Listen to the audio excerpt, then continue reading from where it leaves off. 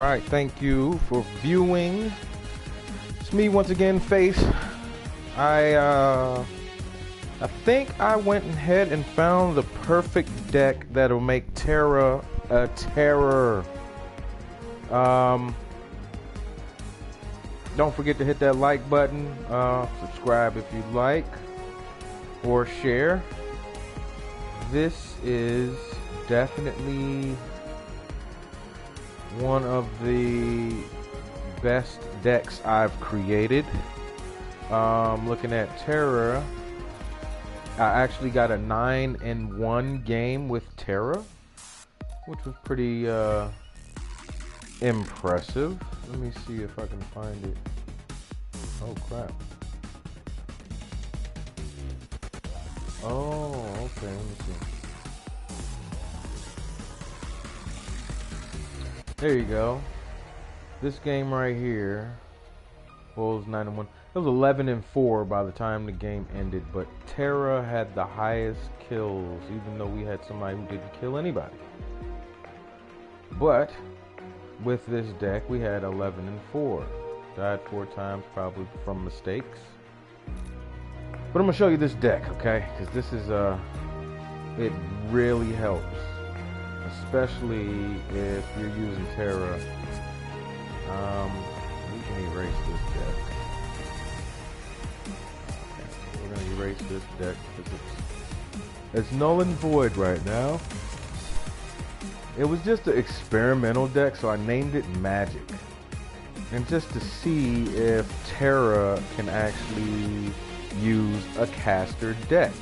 And lo and behold, she is a monster when you put caster cards on her and you just level her up with caster cards. I know a lot of people want to level her up with vitality.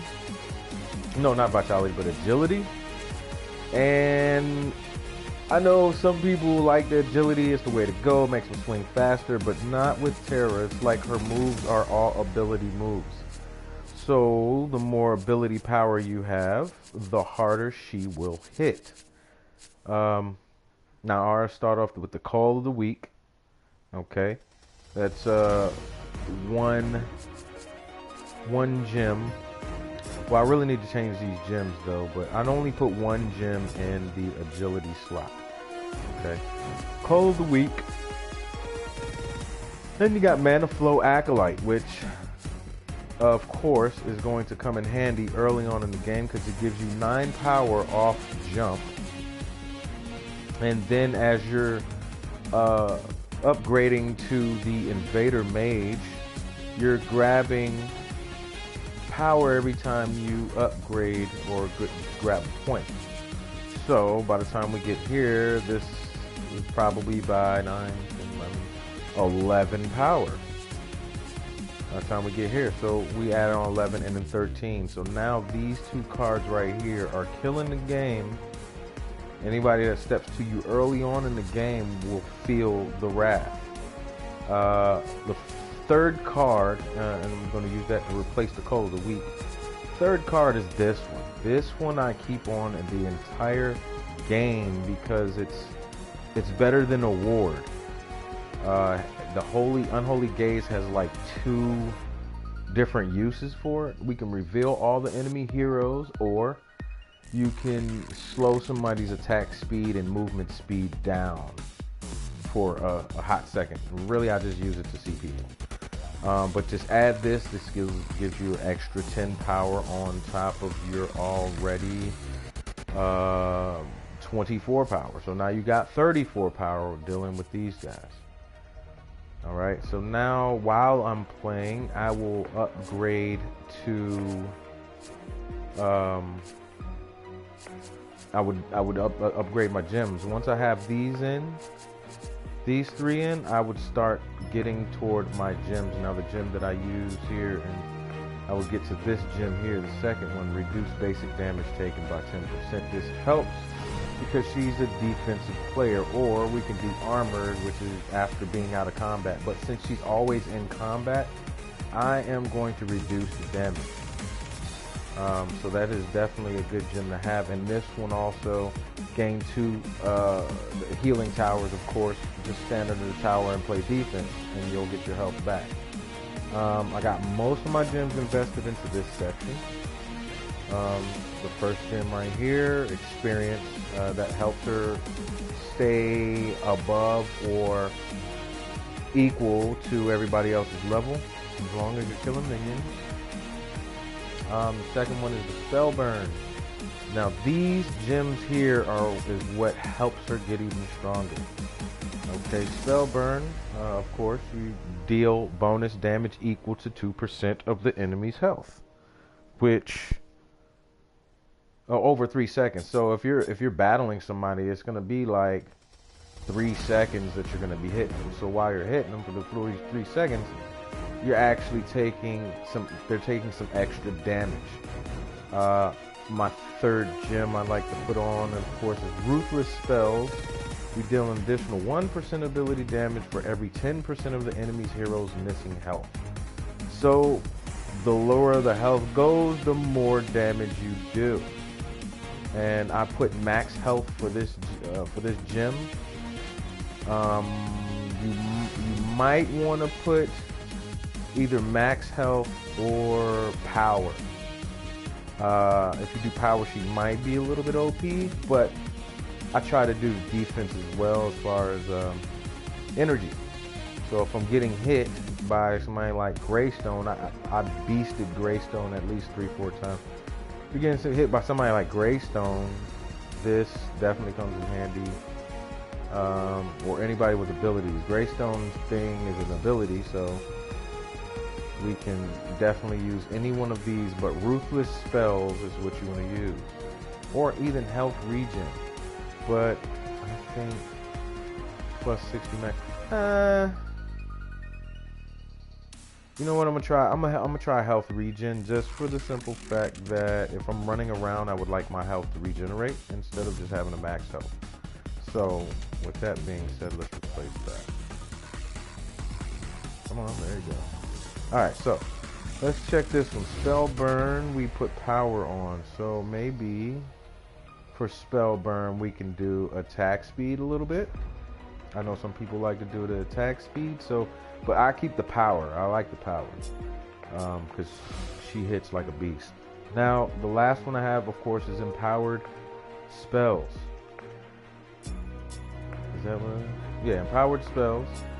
Now you can do empowered attacks. After casting ability, next basic attack within 3 deals 150 bonus ability damage, which is good. That's if you're using her basic most of the time, but most of the time her swing, her double axe swing, that will murder someone. So overpowered spells is what I'm using. Why? Because when you use that, it's an ability, and this deals 20% bonus damage, but costs an additional 30 mana. Good thing for that one move that it does not cost that much mana to use. So eventually, by the time you're here, you're not worried about using too much mana. But overpowered spells, what I got? 2.5 power, I get a little bit more power. A little bit more power now, either or I can get a little bit more health, but I like the power again. Now back to the cards though, let me see. Back to this card. Okay, so basically first 15 minutes of the game I have these 3 cards on. Alright, the next card that is a game changer is this one here, Shadow Dancer. The reason why I use Shadow Dancer is because a lot of times people see TERRA coming, they'll run. But if they don't see TERRA coming, it's a perfect opportunity for you to stun them, hit them a couple times, then use your double swing. That will bring their power down to way past half, and then the other person has a choice to make, either fight or flight. Most times they run, and then that gives you time to eat your minions. But also, it's a good getaway. So if you're being chased and you hit the button, you disappear. Pew! And everybody is just dumbfounded. So it's almost like having a Kalari move for the big girl. But she's dope. She's dope. So I'll have this one on, Shadow Dancer. I will replace Acolyte with Shadow Dancer, because by the time you get up to Shadow Dancer, Acolyte probably only is 10 to 11 power. So this will suffice for the replacing that 10 power. It gives you 18 power, which is crucial. So now that we got 18 power with these three, the next card that I always put on after that, I'd be working up toward, you guessed it, Atomic Soldier. 15 power, and I'm gonna replace this one with Atomic Soldier. This gives an additional ability penetration, but with Atomic Soldier, ability damage is increased by 10%. So yeah, they're running from you. Okay, and then it's only right 4 more attribute points to get to Atomic Soldier. So then I will have Atomic Soldier, Finder of Playthings, and Shadow Dancer. These 3 cards you can play till around about the end. Now the rest of these cards I put in here just because, now I've never gotten to this one, but if the next card after this, I would either put on Withering Shadow, because it deals a 45 ability damage to yourself, ability damage to everybody, units per second, and it's a 20 power card.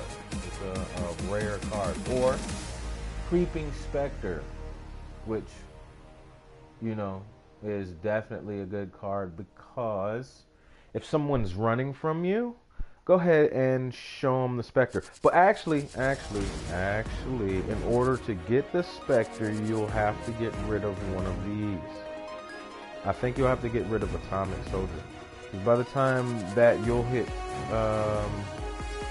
this last gem, and you'll have like 13. No, not 13. You'll have like 12 intellect attribute points. So you won't have enough. So you would have to get rid of one of these good cards. Even if you get rid of that, it's not going to be enough. So to me, it was either get rid of this and put on that, or get rid of Atomic Soldier and put on that. But I've always won the game with just Atomic Soldier, Plaything, and Shadow Dancer. It is so funny. I'm going to go ahead and show you guys how it works. I think I've gotten it mastered, and I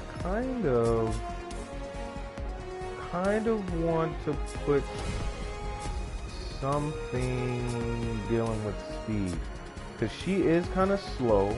I know on one of my decks I use the fast travel, which definitely helps, but I don't think it's necessary, for the simple fact that when I'm running from people, a lot of times I would stun them and keep running. But with Shadow Dancer, you necessarily don't really need all of that speed, because all you got to do is disappear.